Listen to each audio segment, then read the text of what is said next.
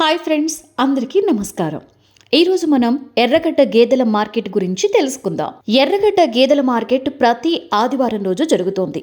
ఈ మార్కెట్కు రాష్ట్రంలోని నలుమూలల నుండి వచ్చి రైతులు గేదెలని కొనుగోలు చేస్తుంటారు. ఈ మార్కెట్లో ఎక్కువగా సూడి గేదెలనే అమ్ముతుంటారు.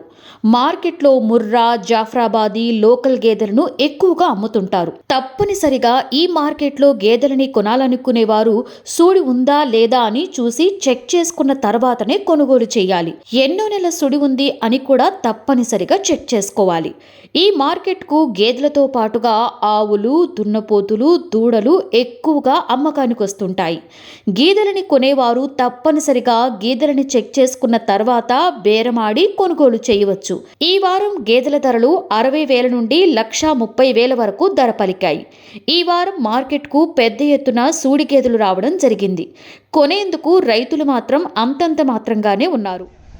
ఈ గేదెను ఓ రైతు 1,20,000 రూపాయలకు కొనుగోలు చేయడం జరిగింది. ఇది 3వ ఈత, 8 నెలల సుడి ఉంది.